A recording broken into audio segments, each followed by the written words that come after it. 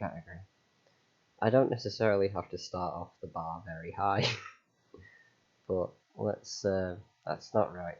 That's not really why we're doing this. So here is the other project that I mentioned, where I tried to, you know, build back up to where we were from the old project, but I ended up making some changes which made it overall better. So I guess I'm just going to kind of rebuild this with the changes. Got the project open here, but we'll be starting a new project yet again. Just getting here 1 second. Cup of tea. So what are the changes? Well, we can actually control better where we want to have our encounter locations. So we've got 0, 1, 2, 3, 4, so that's 5 locations. But in here we have a choice of 3 locations, and you just need to. And we've also got like the chance range as well. So we're on a switch integer here. If I open up the blueprint, move it to the other screen. So yeah, we've got the chance range first off, which is saying if it's tested 10, it'll be a 1 in 10 chance that it'll do the encounter. And just getting a little lightheaded. 1 second, just take the jacket off. It's a bit warm in here. So we've got a 1 in 10 chance with a value of 10 as to whether or not it's going to set off the encounter. Then we've got our encounter locations, and we get the length of the list, which is a public variable. So the ones that we've got in here that we've chosen, we can add more if we really wanted to. So let's go into here, add another one, set it to be this one, I guess, this location over here, and got 2 the same. Doesn't matter, not part of the problem. But back to this. So when we get the length of the list, we want to minus it by 1 because it will make an empty slot at the end of the list, of the length list. So there's a chance that it won't have a reference to the location. And then we spawn Battle Manager and we begin the encounter. We also do a fade in widget, which is just to add to the effect of not just like instantly, you know, like transitioning to the camera where the location is, and you fade in and you fade out. It's just very simple. Begin play, start, after 2 seconds, because that's how long it takes, remove it. And in the animation, we just set the render opacity to 1, then back to 0, fade in, fade out. So the other change that we made was each location now has a percentage chance to spawn an enemy. So if the value is 0, it is a guaranteed chance. If the value is 1, it's no chance really. It's very, we've got very, very small percent to do that. So we get the actual array, the chance array, and then we go into the Battle Manager, and when we start, we've got a few different more things here as well. So spawning the enemies, here we are. So we're randomizing a single value, we're getting that array, and we're asking from the index, so it'll ask each individual one. So if we go into the viewport here, it gets all of these, oh no, just the enemies, sorry, gets the enemies, and it goes, alright, you have a 0% chance, you have a 1% chance, so on and so forth. And by using 0 and 1, think of it like at 0.1 it's a 10% chance to spawn. So it randomizes that value, gets that one, and it says, is that one greater than the other? I might do lesser than, because with 0, that means it'll have a 0% chance, and at 1, it means it'll have a 100% chance, you know. Well, we'll do that when we rebuild it. Then it spawns the AI, and it adds it to an array, just to keep track of it, really. Here is the other change that I was going to make, but then I was like, hang on a second, I should really start recording, you know?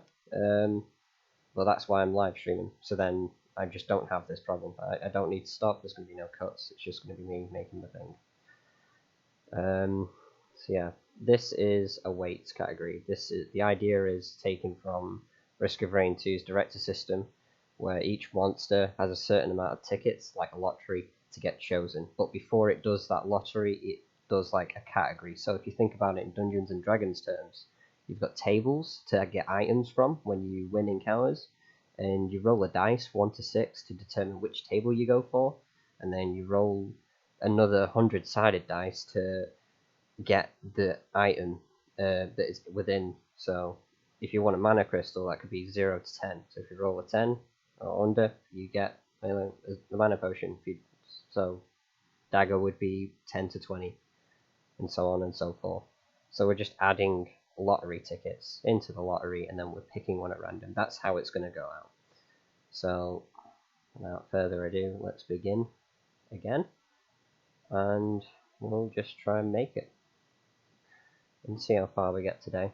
I'll try not to stop at any points where things are unfinished.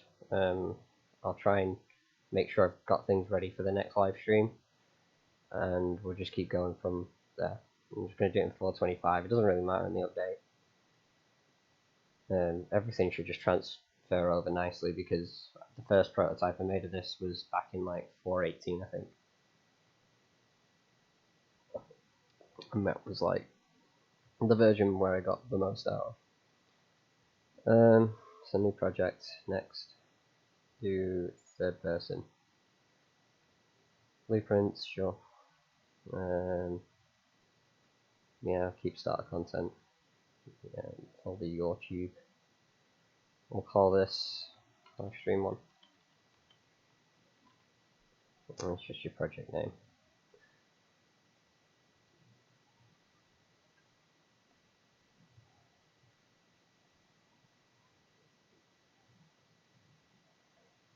Oh, it's only 7 minutes and I've not even done anything yet.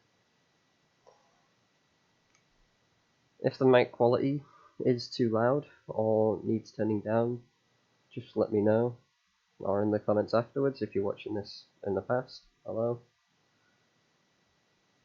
And can't really see it, but we're at 91% now until the project opens. So it's not long now. I hope everyone likes Dark Souls, because that's the background you're going to look at today. And we're here. Alright, so let me just move that off my desk. Encounter location, I guess. We'll start off with that and we'll just work with that. So make a new folder. Press F2, you can change that. Biggies.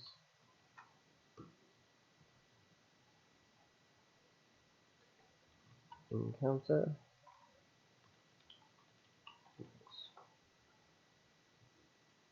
Blueprint. That's a BP encounter.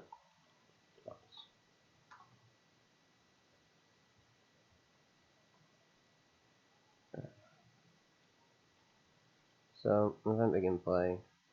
I'll just cast to third person character. Object class is get player character. Standard. And this will be our world character. What I mean by that is, this is the guy that is here. When you know what, I'm just going to change that as well. Just so I can see my cursor there. We'll make it darker. That's fine. So, see what I mean by world character is, I mean the guy that you see here. When we go into encounter zone, we spawn characters to play with. That's funny, see my crosshair. Okay. So we'll want a box collision. And can't begin over that. Equals the world character. Branch. And then starts timer by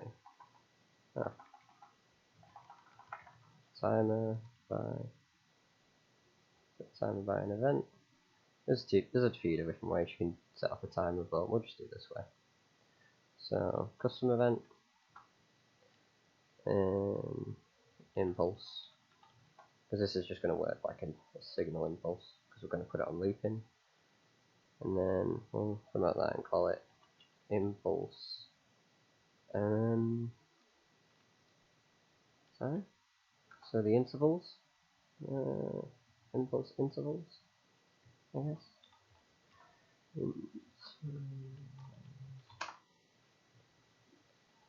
And then switch on integer, random, and range 0, and then random max.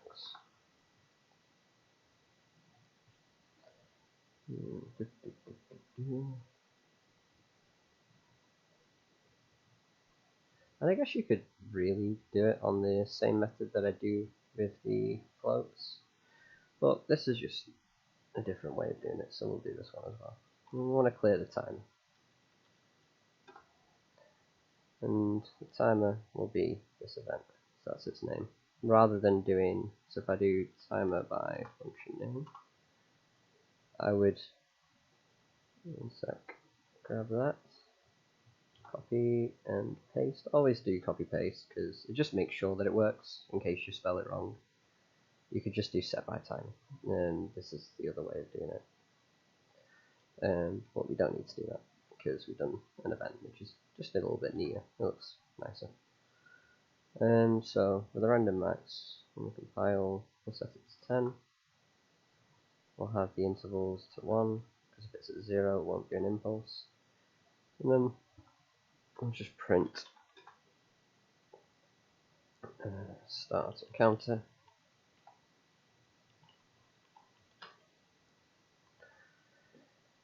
And then what was the thing afterwards? So this is why it's nice to have this. There it is, counter box. What was it? Do the fade. Yeah, disable my input and do the fade. I'm going to put that to that side.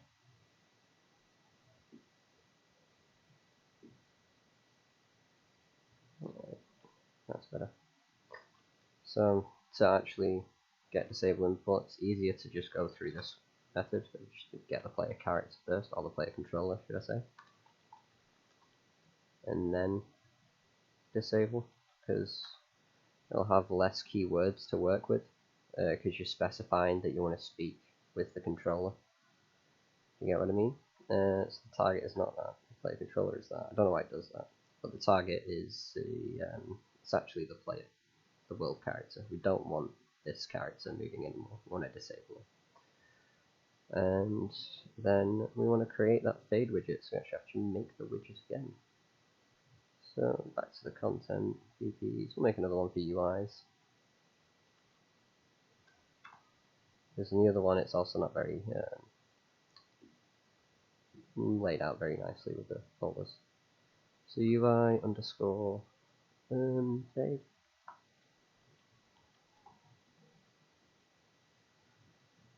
And then we'll just get an image, and then you can actually, a friend of mine showed me a method to doing this. He brought this into the middle. Doesn't have to be in the middle, I don't think. And then he held shift or control when dragging these out, and it filled it nicely. Oh, well, don't listen to me. I don't know what I'm doing. There we go. Ah, so if you hold control with both, if I hold control with the anchor, it will make the image that size. Okay. If I don't hold control, yeah, okay. So hold control. We'll do that for you. And black. There we go. Fade in / out. No, can't have that. Okay. Fade. And then with the image 68 selected, it doesn't have to be 68, but yeah, if you click new track, it'll give you the one. And I'll put it in here for you. So if I have like an extra few text in here, I don't want to make that animate. I just make sure I don't click on it when I add a track. But it will give me the options anyway. Don't necessarily have to have it clicked either. Render opacity. So originally it will be at 0. So search for it in here first. These are like the functions inside of the image that you have selected. It's the stuff it can do. And we'll have it be at 0, on 0, 1, on 1, and back to 0. And if you're a bit clumsy like I am, and you like to move with these instead, and you accidentally go a bit too over but you don't want it there, here you can't really do it up to the top here, but if you come onto the position here, you can make it so the time fits perfectly with the actual render opacity going to 0. Because if you have it a little bit over and you do something called an event on bind and you want it to do another function in a blueprint at the end of this animation, you can do that. However, like if it's a little bit over, it'll be out of time from what you want. We'll actually do that as well, because that's a new trick that I've learned as well. So, go into the encounter box, we create the widget. We want to do the fade. And you don't necessarily have to plug this in, but why not? It still always comes on the screen and adds to your viewport, because that's what you need to do next. And then, what was after that? Okay, spawn in the battle manager. Okay, so what did I say I wanted to do first? I wanted to spawn it at the end of the bind, I guess. So, we could actually spawn it inside of the fade. No, because I want to remove it. There's no point in doing that. It's fine. Okay, so we'll go into the fade. We'll go into the graph. We'll say on construct, play the animation. Let's grab your animation. If it doesn't show straight away, this is the drop box for the animations and its variables. Bring the fade in.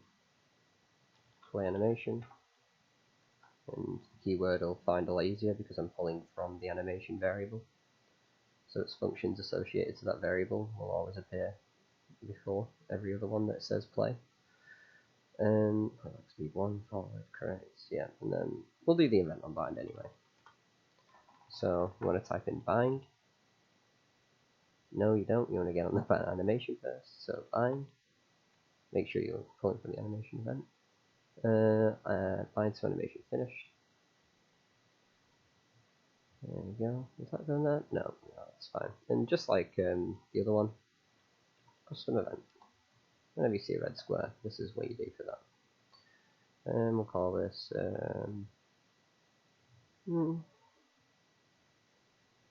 remove, destroy.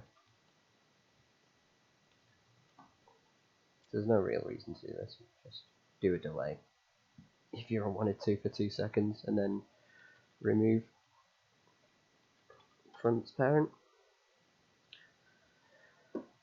Well, this is habit to you. Just a little thing you can do. So we're in the viewport and then we want to create the battle manager. So here comes the big part. Okay. We'll call the battle manager.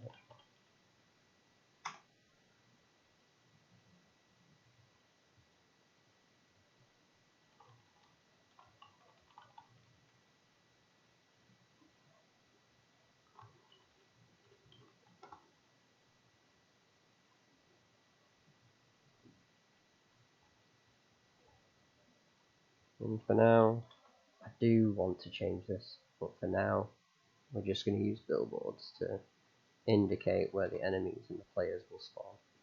And I like to keep it even as well, so this might take a little bit longer than some people might want, well, for the sake of it.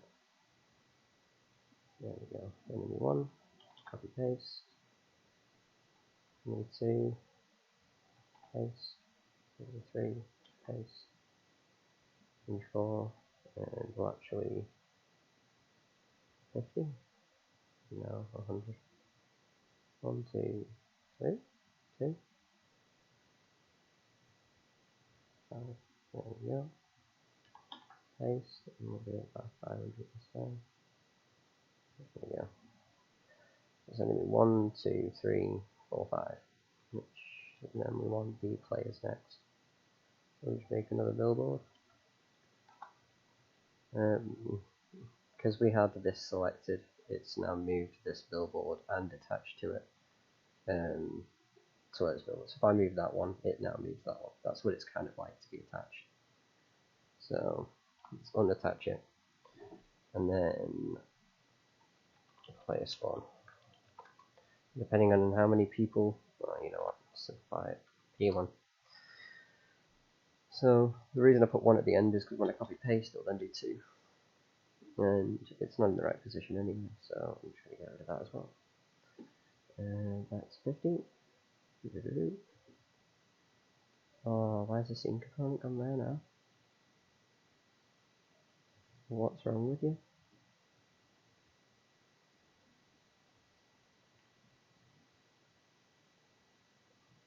Why?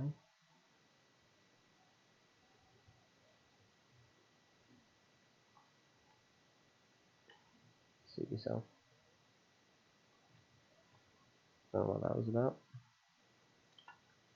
E1. Copy.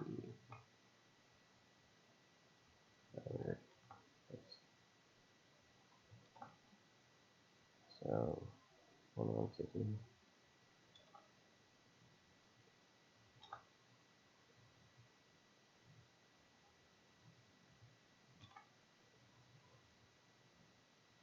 Correct, yeah. 250. Perfect. The battlefield is kind of set. So now we need a camera to transition to.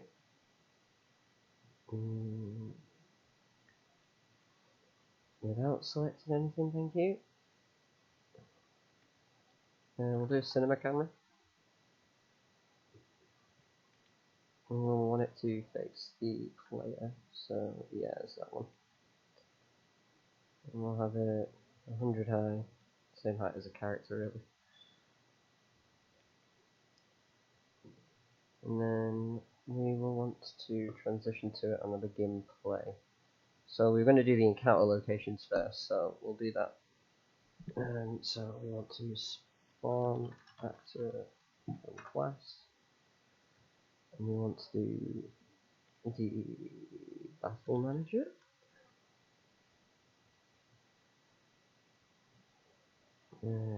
Break. I like to right click and break rather than make a split. Rather than making a transform. We can do either. So we want to do the encounter locations first, and that will be a public variable of encounter locations. So we want to make an encounter location as well. So encounter box, blueprint, actor, counter location.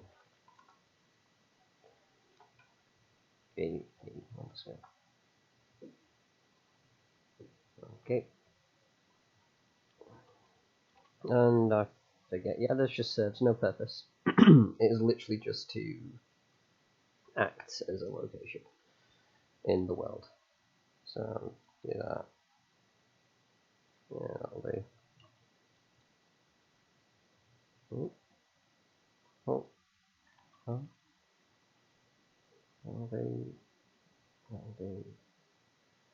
That'll do. And we'll just change the colours of them. So we'll make a few colours. Folder first.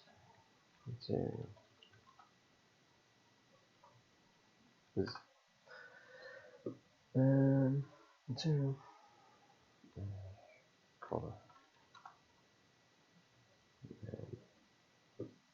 Hold 3, press left click, put that in there, and make it red, why not, and we'll convert it to a parameter, and we'll call it parameter colour, and that'll be fine. Close that down now, and then we'll just make some instances from it. Colour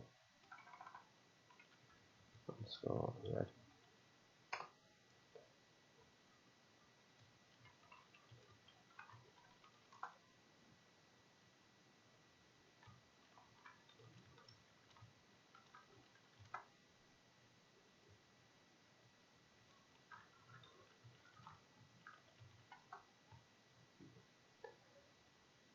just change this.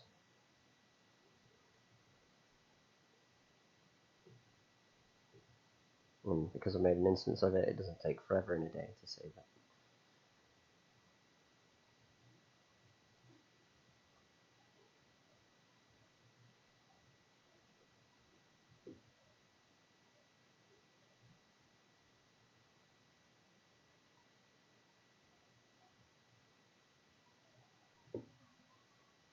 That'll do. So red, blue, green, and yellow. Perhaps not yellow. Like a dark yellow. Yeah, sure. Yeah, that'll do. And then we want to place the locations and the center points of these areas. So probably won't get the center, but that's fine.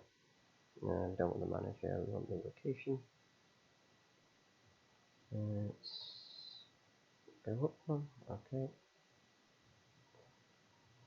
Move it down. Roughly there. Yeah, that's roughly there. 100? No. Okay.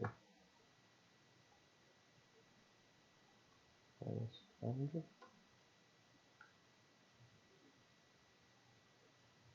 Minus 500.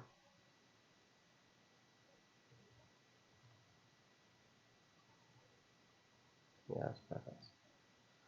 Okay, and then just do that.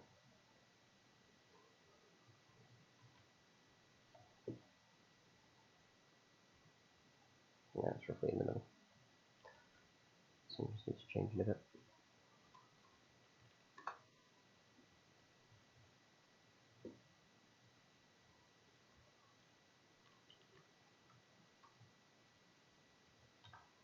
Just change that down.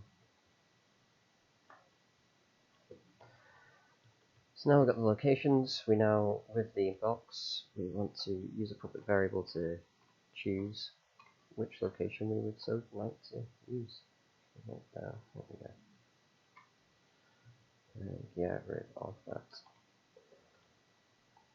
So grab our box. Turn snapping off now. Make sure when you scale the box. I'm not sure if it matters, but you know, it's good practice. You don't really want to scale the entire default scenery, because when you scale this, it will also do the box. So just do the box. And we'll make a duplicate as well. Make sure you select that when you do the duplicate, because otherwise you can in fact make multiple boxes. There you go. Don't want that. There's no functionality attached to it.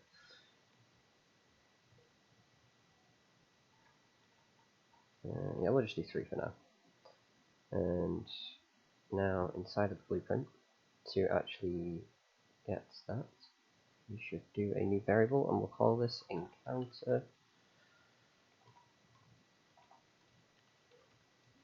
locations. Let's change this variable to the BP underscore encounter location. There we go. Object reference, and yes, make it an array, and then instance editable, which allows us to edit it in the editor. So there you go. Number 1, 2, 3. The one on the left only wants to do, oh, a bit tricky, this one, and that one. There we go. And the one in the middle wants to do all of them. So why not?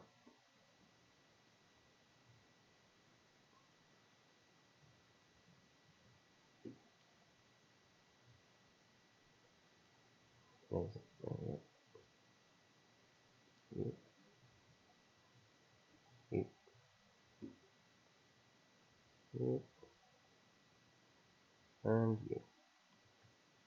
And then the one on the right just wants to do the last 2.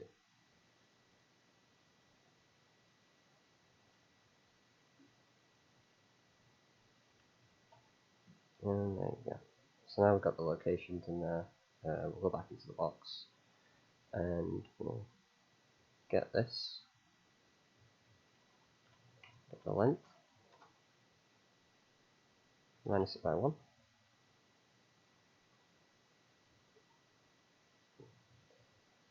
And then random integer. Nope. Random in range. Switch to the max. And then we want to get a copy of the reference. So when we're getting the copy of the reference, we're essentially choosing one for one location reference, because this is a reference technically as well. So we're choosing one of these, and we're doing that randomly with, because I've got two open, it's messing my head a little bit. There we go. Yeah, so if we've only got two in there, it'll give back a number of 3. So that for testing purposes, just to show you. Enable input target is the world character, play controller. Just so I can, this allows me to send signals into the encounter box. And if I now do press 1, it's really going to show me all 3, but print. Just get the length of the list. And we'll also specify it. No, whatever. We'll just do the length of the list. Now might. Nope. Doesn't want to show me. No. Sorry, target itself, not the world character. 3, 3, 3, 3, 3. So it's showing me just one of them. And it should be returning that one. So if I add that to like a few more. No. Is it showing me the first one? It is showing me the first one. So it's managed to allow me to control that one and send impulses through it and just check what the list is. So if it is 3, then as you can see that would be a an access none. It wouldn't have any references to go to. So let's just delete that, delete that, delete that.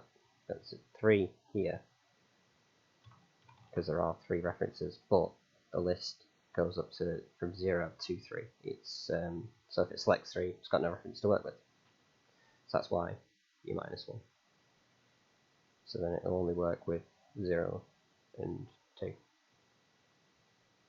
Anyway, that return value will be the one that we pick. And then get the world location.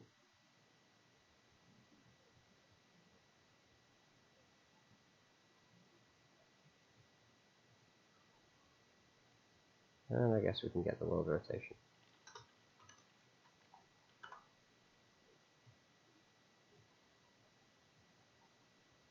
Always spawn, ignoring collisions. And now we will also want to set the target with view blend. So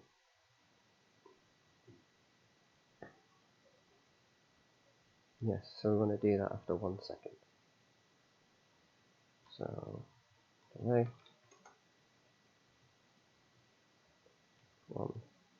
The reason we want to do it by 1 is because when we fade completely to black, we'll want to then switch the camera at that point. Set view target. So yeah, once again, easier to get with the play controller.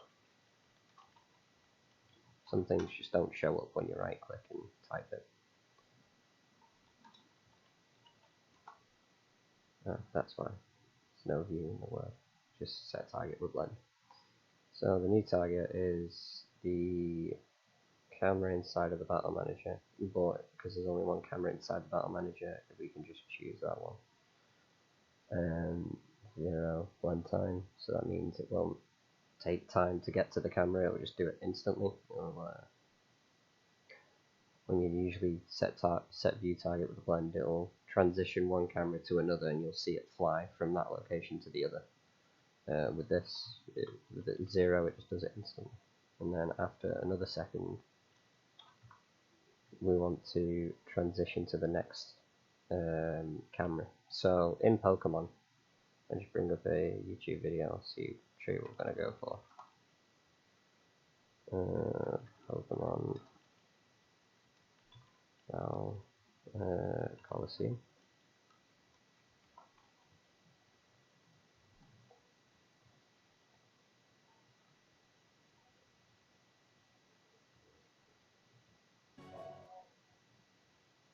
So here, got like this kind of like camera work. The camera goes up and down as he does an attack. We switch to another camera that's already looking at the person that's getting attacked. So we'll have like an attack cam and the defender cam. And then yeah, when we're not doing anything and we're waiting for the next action to be made, or even like a bit of speech, we'll switch to the spinning camera. And this is going to be kind of the setup that I've got in mind. That's just a quick little kind of thing. So I want to attach it to, we want to set the new target to the spinning camera. And that is just essentially another set view target with blend, but I'm going to spawn this camera with the battle manager. And then I'll always have its reference as well, so if I need to transition back, I just speak to the battle manager and I go, hey, I want to be in the spinning camera, or hey, play the attack cam and then play the defender cam, and go kind of in that route. Sorry if I'm talking too much and I'm not really getting on with the work. Right, so I want the gameplay. We want to create a few functions, but we'll start off with one, and we'll transition to spinning camera. And I spelled camera wrong. Well, that's fine. I don't care. And it's just a set targets. See, don't find it straight away.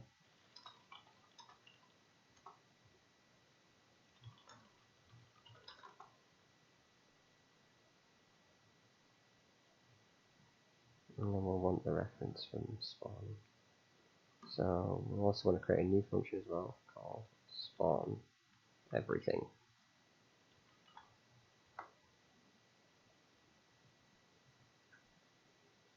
And then we want to make this as well now. Yeah, I know. We'll make a new folder for cameras.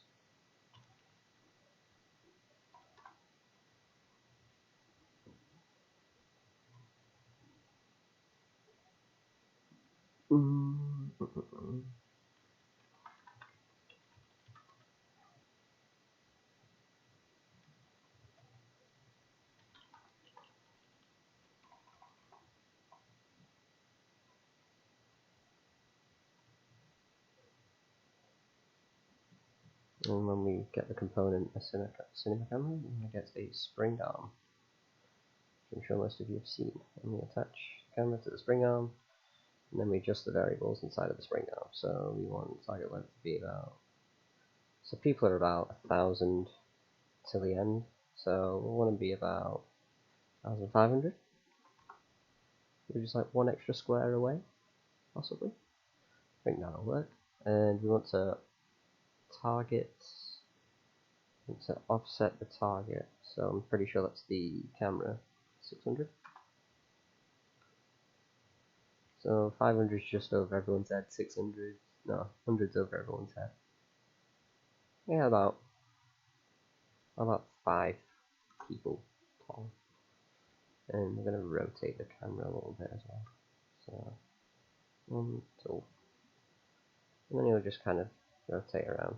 So event begin play on spinny camera. You don't even need to begin play. Choose a timeline.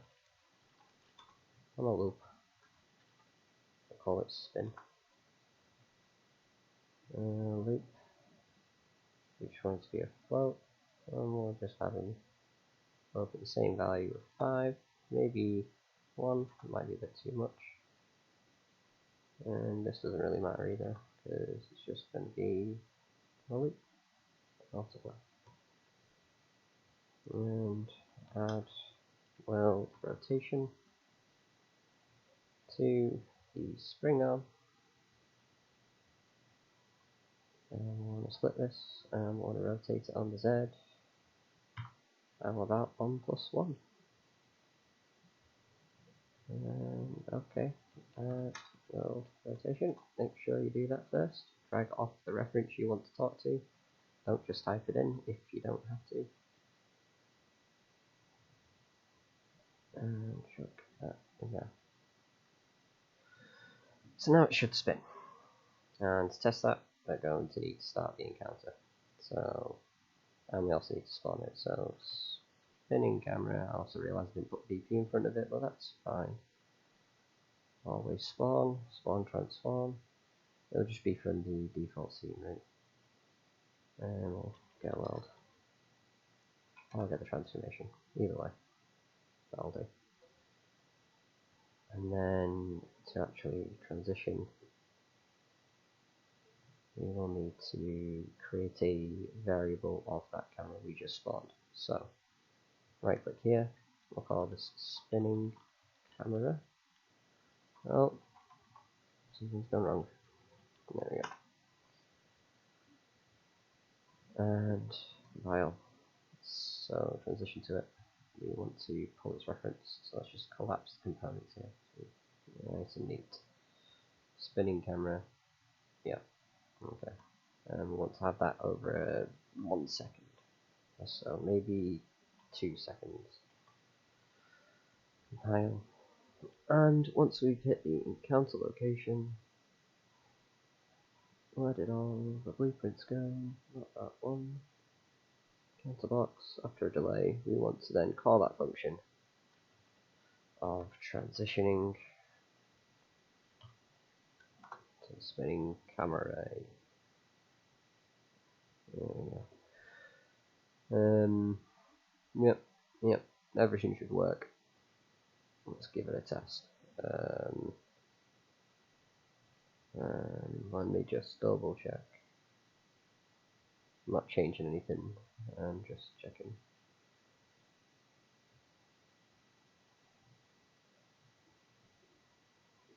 I'll figure out what goes wrong.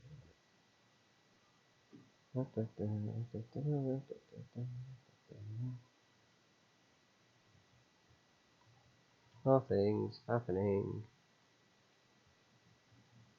Wait a second. What are your default values?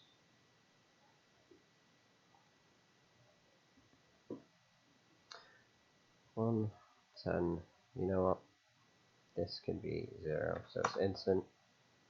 There's only one option now. And you know what? Also, we'll make this not hidden in game. Okay. There we go. Starting counter. And because we've not spawned anything, and I'm not sure what just happened then, but pretty clear that we can get to the other side. That's nice.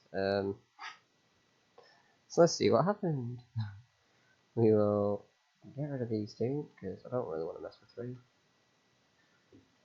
3. First off, let's make these some public variables. Oh wait, this is the other one.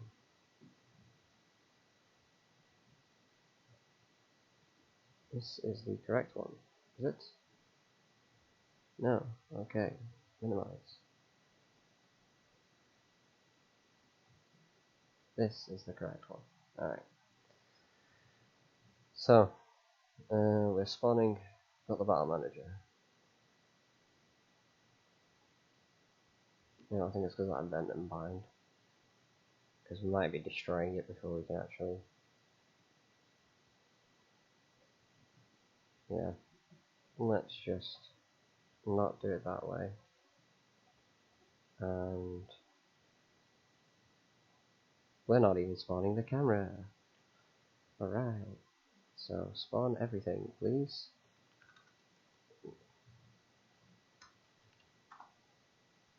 And then we don't need to transition because it'll already spawned. So yeah, now it should work.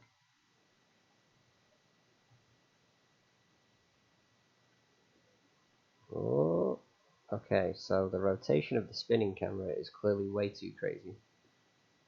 So we will turn that down a little bit.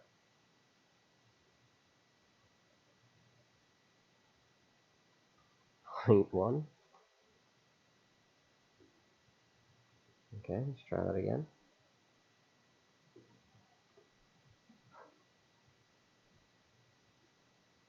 Oh, I've just seen the comments, Mohammed. This is, oh, he's already gone, but that's fine. Yeah, this is just a upgrade, essentially, but I'm just called it speedrun for the fun of it. So yeah, spinning camera's still going crazy, so forget that. Keep lowering the value. We'll set this to like 0.1 as well.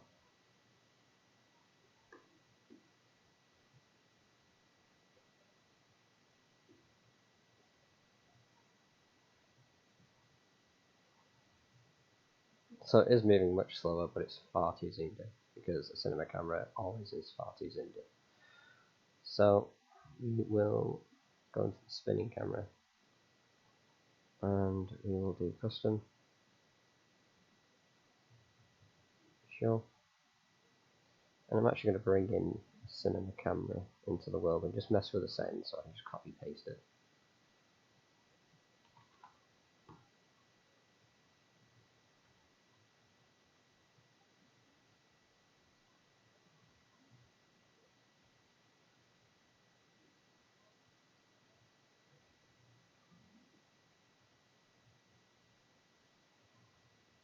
I don't know what the values for a camera would be.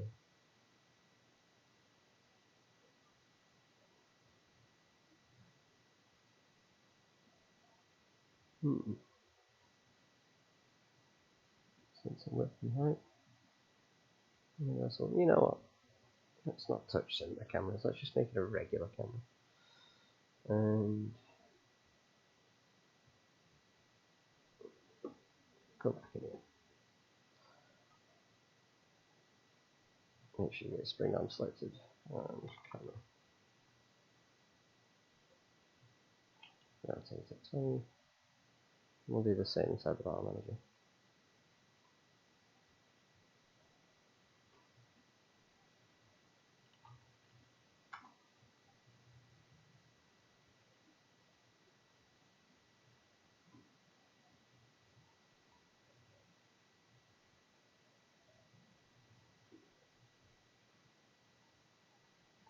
There we go. Now it doesn't look quite so strange.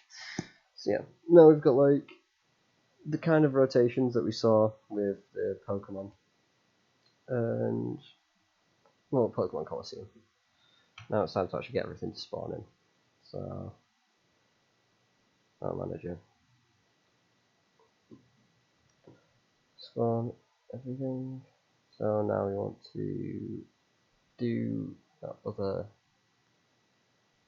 blueprint. Here it is. So when we go into this battle manager and we choose to spawn all the enemies, we do that part. Okay. Yeah, this is the part I want to change, but for now we'll keep it this way. So we're just getting our blackboards and putting them into an array. We'll just do that one first.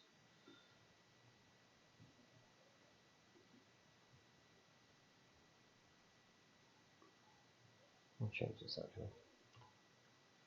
Call this spawn cameras rather than that.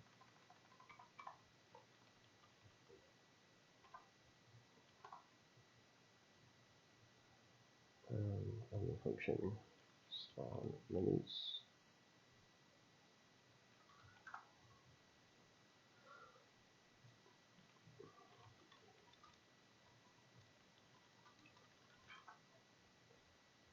And we want to get all the variables first. Let's create a variable. We'll call this enemy spawn location array. No, you can kind of tell it's array. And then this will just be billboard components in the array. So here, here, there we go. Oh, there's one. Oh, there we go. And we'll just add set make.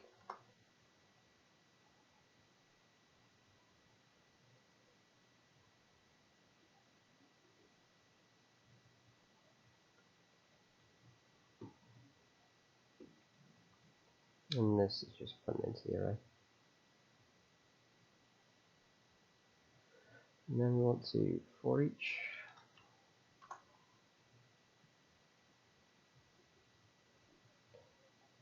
And then we want to,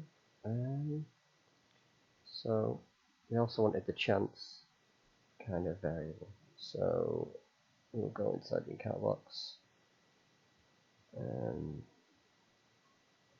When we'll feed it through.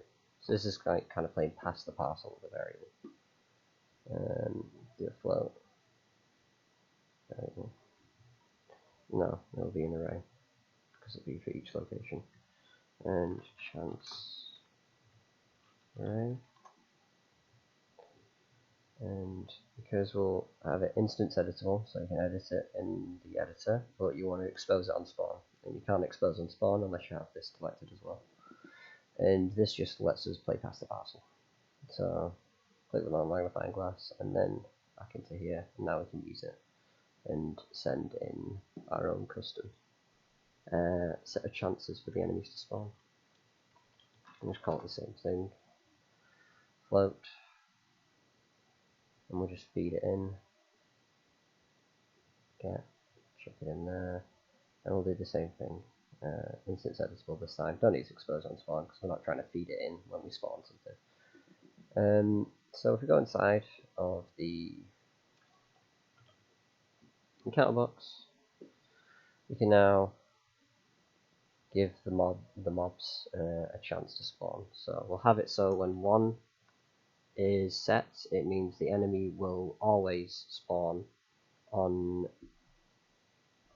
It will just always spawn on the spawn location, and if it's 0, it'll be a 0% chance. So we'll have this like, I don't know, 70% chance, 50, and again 50, and then 1% or 10% chance. We're going to do 1%, just do 0.001. That's just, I don't know, you can have your elite rare monster on that one, I guess. So that's 1, 2, 3, 4, 5 locations yet. Alright, now, so we've fed that into here, go back into the battle manager, and then we get a copy of that particular one, and we add it into the array index. So when the first location is called upon, which will be 0, it will say that one, if this is, I'll just create it here so you just visualize it a bit better. So if that's 1, it'll go to 0 on the index, which means it'll grab 0 here, and then it'll go, okay, you have a 1, you are guaranteed to spawn, and then next one, 50% chance to spawn. Okay, so that's how it works. And then we also want to randomize a variable. So we want to create something that is random. So random floats are chosen chance, chosen? No, chance value. And that'll just not be an array. It'll just be a single variable. And we're going to set this right on the beginning. Random in range 0 and 1. And there we go. So and this value here is less than the given value. So if this does a random 0.2, and this is asking, well, it's the first guy, as long as it's less than 1, I'm going to spawn.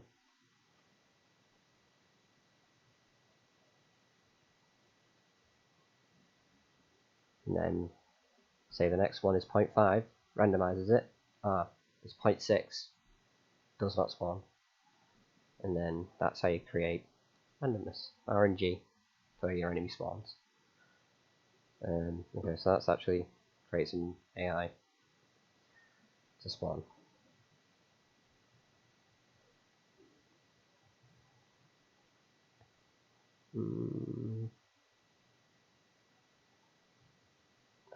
AI, sure, put it in there.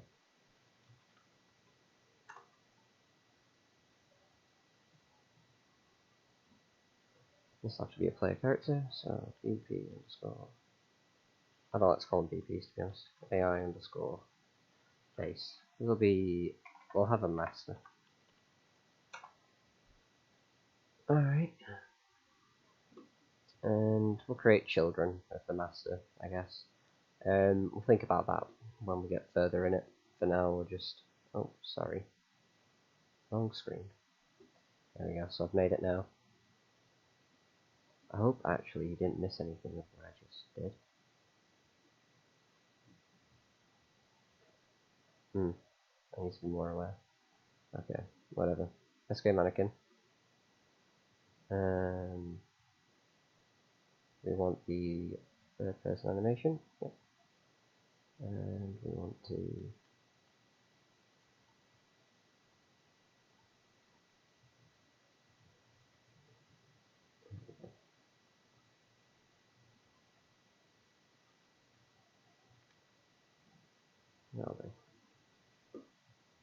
file, rotating, faces the arrow, and we'll just spawn boys.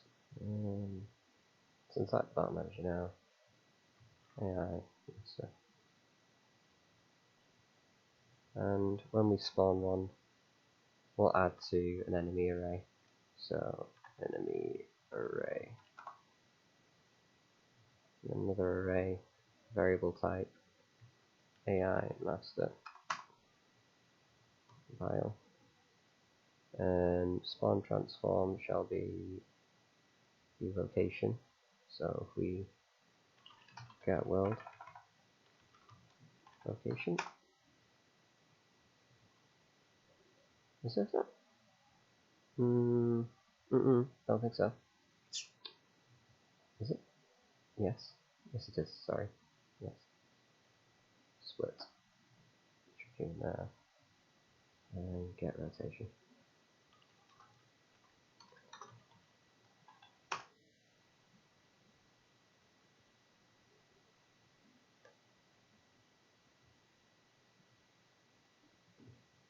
Now it should do it. So, guaranteed. Not quite guaranteed. Half and half. I mean, practically none. So that'll be where I spawn. And no one spawned. Because I didn't plug it in again. Event graph. Alright, cool. So we want to spawn cameras and spawn enemies. File. Go back in. It's got one guaranteed. Two maybes. Oh, wow. That's some really bad RNG. Now, I'm not certain. Let's spawn myself in actually first. That's not the center. The first one wasn't guaranteed. Let's try that again.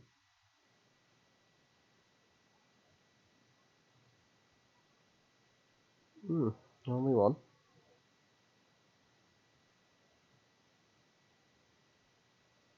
What am I doing wrong?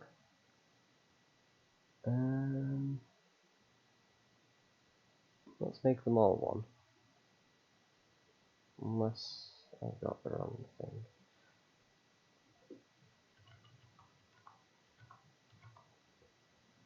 Does that look like the fourth location or the last location? Or have I accidentally done it the exact same way that I did it last time? No. Right. Well, I'm still missing somebody. So you know what? We'll just do a print string.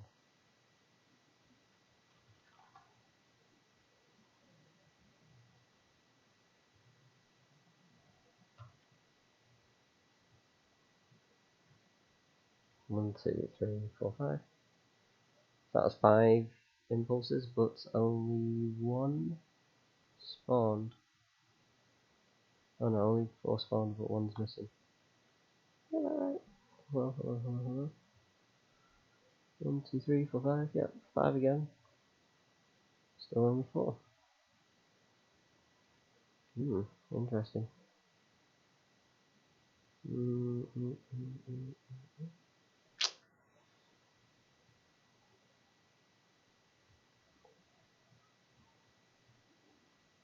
Oh no. Do not do that, please.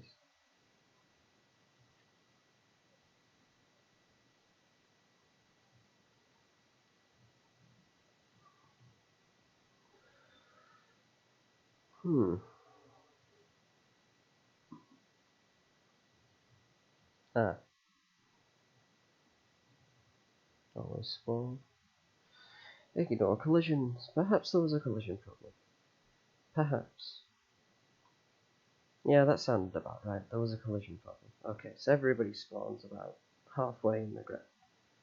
Because we're getting it from the billboards that aren't raised up high enough. So we'll go up here. In fact, we'll raise everyone's board by 100. Up we go. And that's why you do that.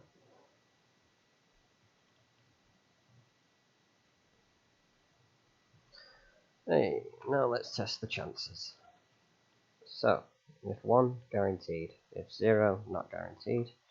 So I don't want to see the last 2 on the end, because why would I? And then I want to only see 3 in front. And hooray! Okay. So again, this time I want this to be a 50-50 chance for everyone. Except for the first guy.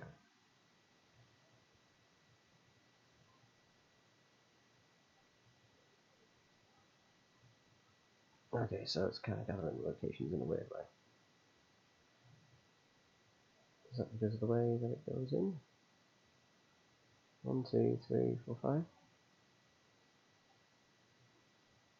1, 2, 3, 4, and 5. Perhaps. Sure. Oh yeah, it's 0.5 for each one, wasn't it? Right. What is next? So we've got the chances in.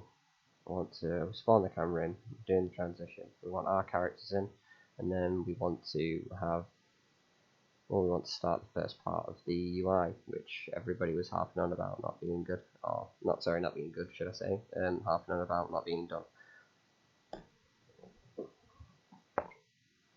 And we're only about an hour in. So I'm actually just going to have a quick smoke, and stop the recording for a moment. I won't stop it because then it'll create another thing, but hey, I'll move my screen when I'm back.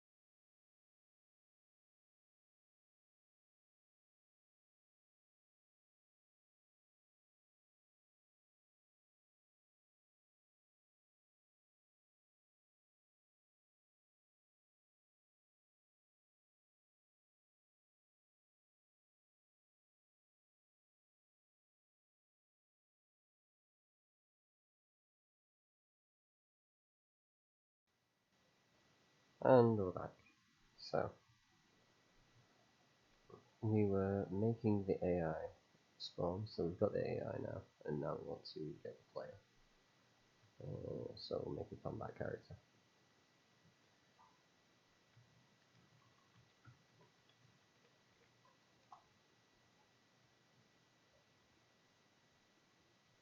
Same method, make a character.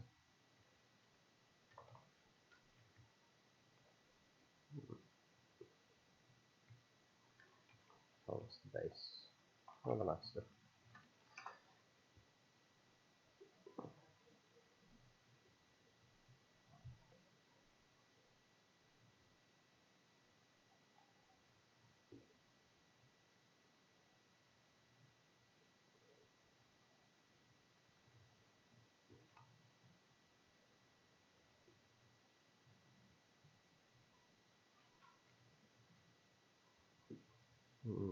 Close both these down, I'm not doing any functionality in them just yet. Spinning camera's done, don't need the coloring demo. And battle manager turn. So, spawning the enemies, now let's do the same thing.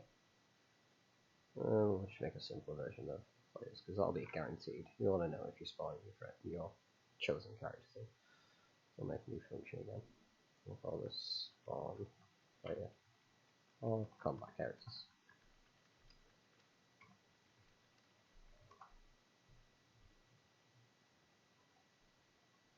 Just give me a second. Sorry, my housemate has arrived back home from work, so I'll have to turn down my mic when people come downstairs. Right. So player location. We want to spawn after class combat character, and we want to get the world location of this. We'll do multiple characters to play with later on, or if we do have time today.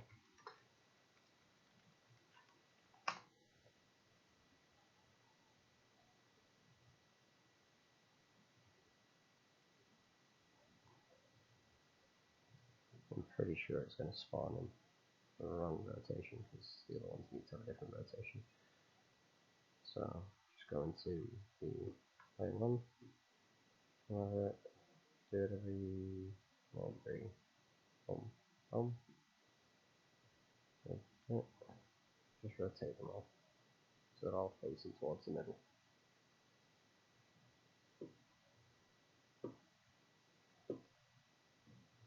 And then we also want to spawn additional cameras for when they attack and defend, but we shall be spawning people first. So we're just spawning the character, and we also want to make another array. We'll call this ally array, and this will be linked to the combat character master object reference, and we'll just get add look. There we go. Do we do it for the enemies? Don't think so. Get add. So it's just so we can control them easier.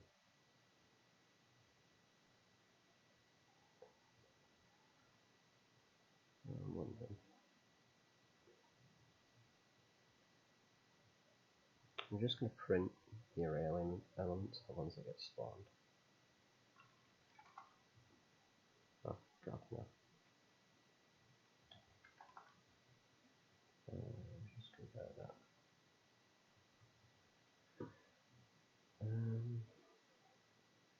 Stop. We'll make it so locations. I only want to see if I can control the first three in front and potentially some behind. So yeah, master 0, 1, 2, 3. So this should only be 3. Yeah. My player is not spawning because I probably unplugged it in as usual. Yeah. And spawn. Alright. Oh, combat characters.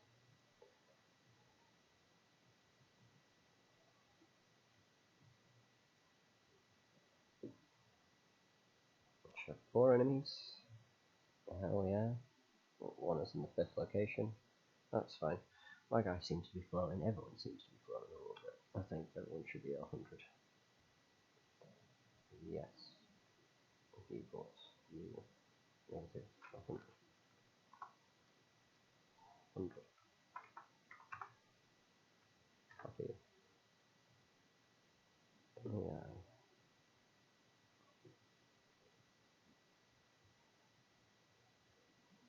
Paste.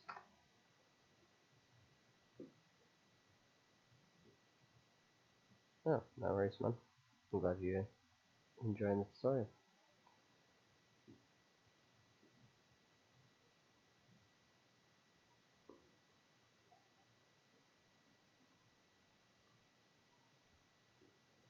So, encounter box does that. Transitions into the screen camera. Respond on the players. Now, we want to create the UI that is going to be introduced to us first. So, BP combat UI and user interface widget blueprint UI underscore fight, and do not fight run tactic switch people out. It was a thing because it was a very big pain to mess with the first time I did this, but I reckon we can get a good start on this though. Text updates space. We like things in line. Stay in line.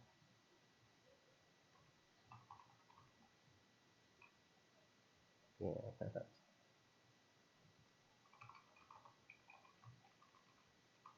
Oh, it's gonna look horrible, but whatever. Right. Amazing. Run. Tactics.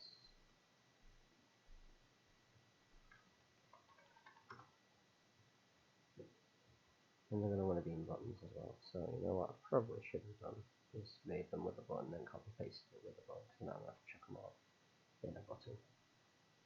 So, sack that.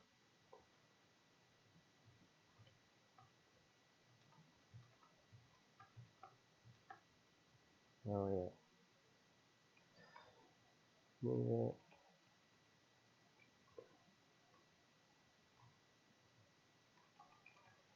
And we don't care about layout just now.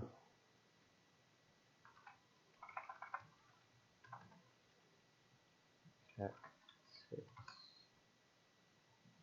And run. And we don't really want to see this. Oh, that looks nicer. Size content. Size content. And let's get the background. Is it that? Yep. Make that this one. Keep it white. Same again. Okay.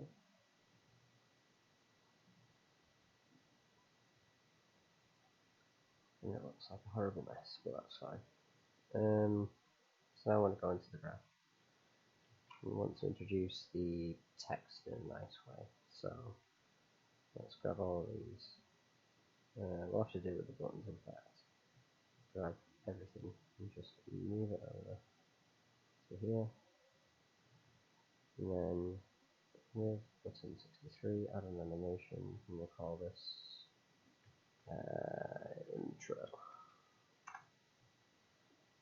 And with the intro, we want to get the button, set the transform, translation from here at 0, so to about, let me say a second. 900? Bit far? 200? Sure? That's alright.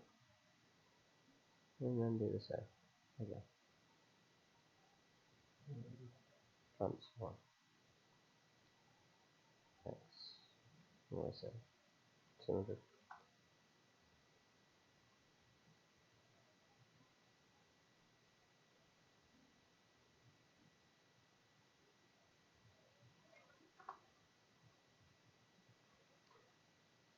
Now on event begin flight. Oh, see, this is what I wanted to avoid. I've made them all 200. Oh wait, no. Yeah, so I need to set them back to 0 here. It's not really sure. So now we do that, everything looks fine. That's nice. Alright, graph. Intro. Yeah, bye.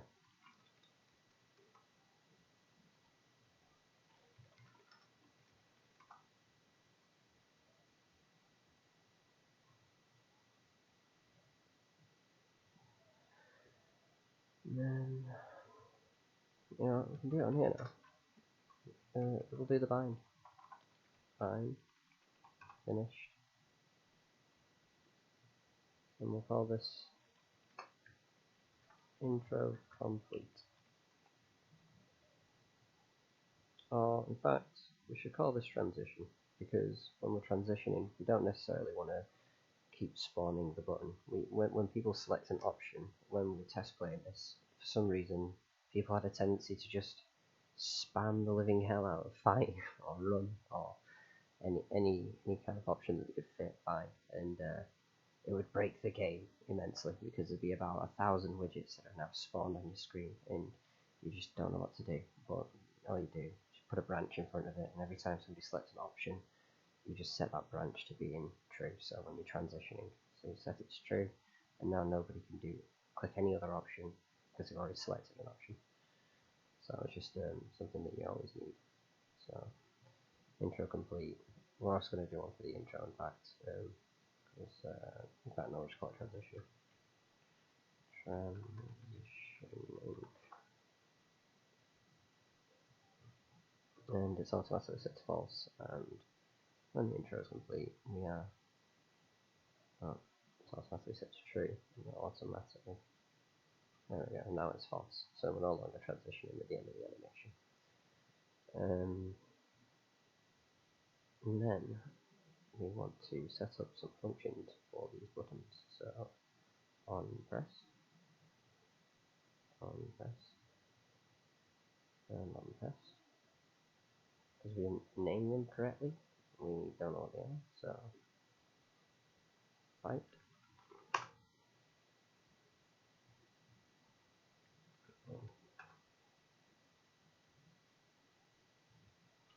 Tactics. Not sure. So on fight, we want to transition to the next UI really, and then we want it to do a particular set of things. But we'll do the run for now, just to escape the encounter. So for run, we want to create state again.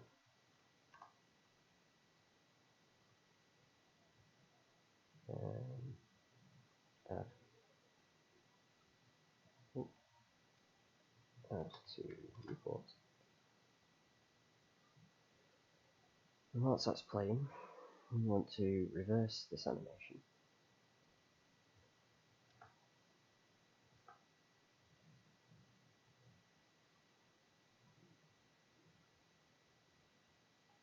And then we also want to essentially just do what we did with the encounter box, but in reverse. So we need to have the world characters variable. So we could just do get player character.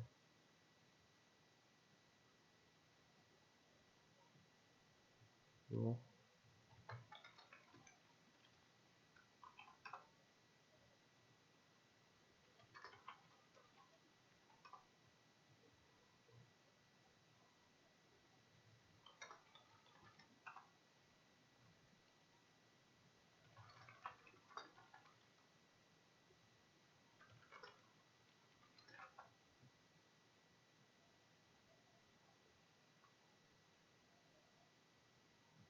And we want to do that after 1 second really, when it's completely dark.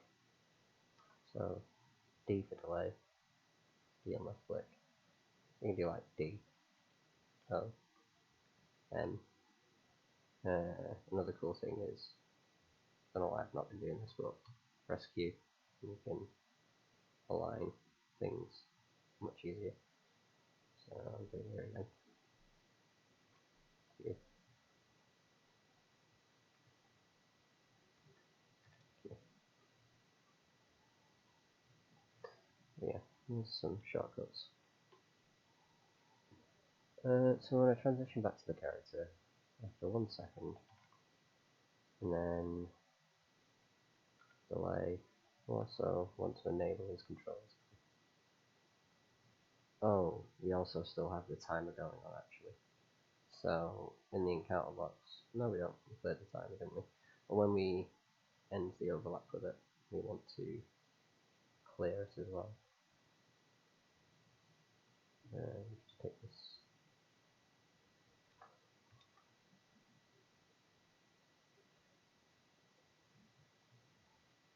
And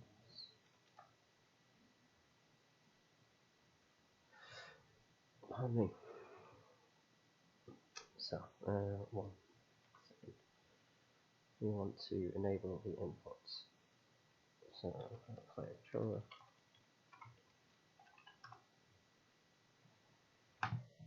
Enable inputs again. And the target is the person character, which is the world character that we did in the battle manager. Now, I guess alternatively, I could talk to the battle manager through this HUD and tell it to. In fact, I'm going to need to do that anyway, because I'm going to need to despawn all the enemies. I'm going to need to destroy everything. So, okay. Yep. All right. So, change of method. Well, I guess we can keep this in just to switch the cameras and stuff, but we need to do something whilst it's blacking as well here. So we'll disconnect that, and that'll be the end of it. And that'll be giving us back our player controls.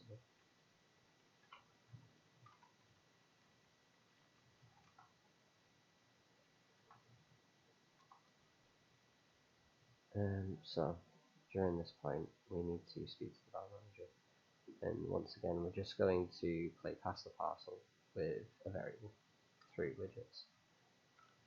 Battle manager.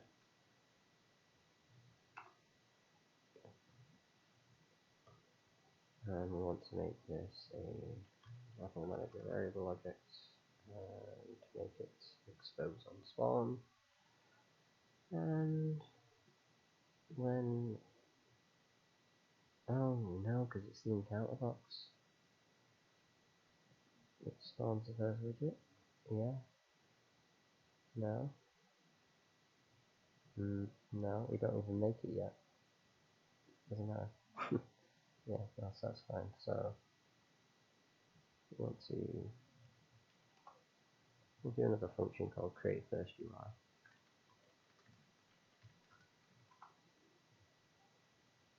And then create widget.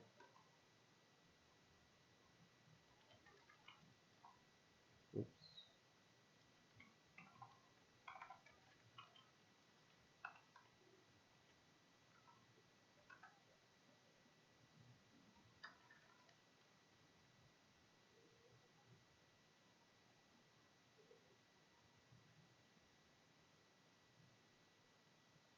And here's the battle manager reference that we exposed on spawn earlier.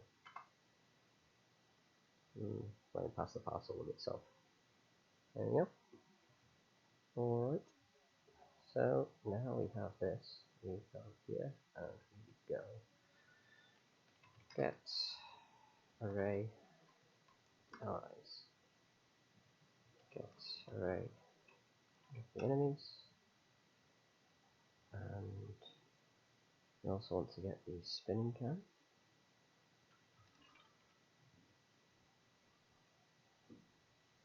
And what else do we spawn in there? The cam's part of that. That's it for the moment. Yep, that's all we have. So we want to remove. No, we want to destroy, remove.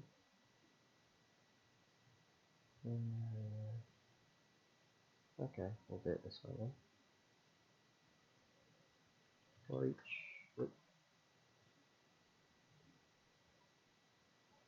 destroy.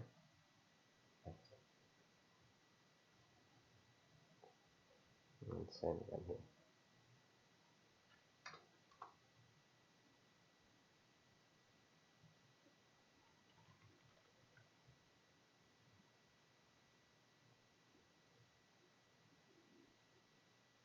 On this, because it's not an array.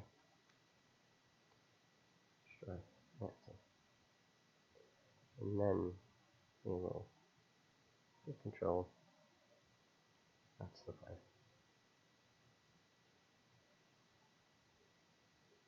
Everything seems to be okay. And the good thing about doing it through an array is we only have, wait, yes, I am yes. Okay. So it was give it a test. Is there that many?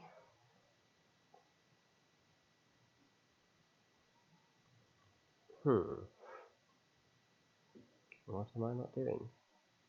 I'm not creating the first UI yet.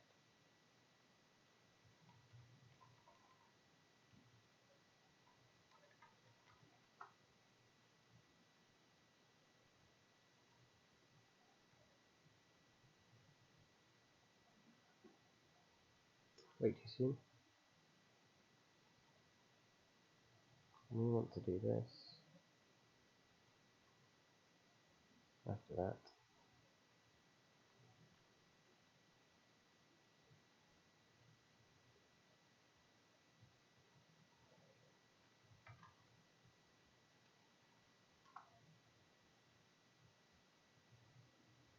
Or maybe even before it.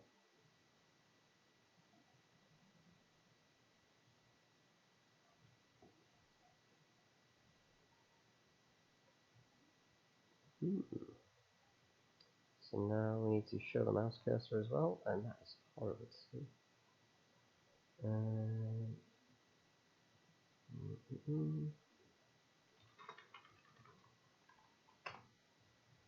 Scan the controller. Show mouse. Nope. Set mouse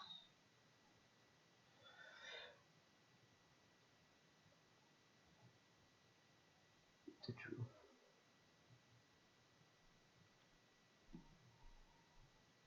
One second.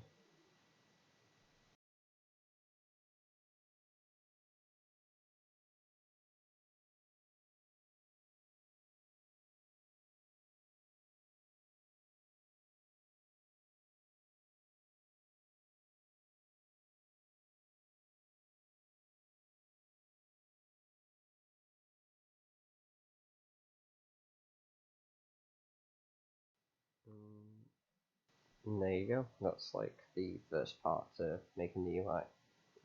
We will carry on going through there, but I'm just going to go get some food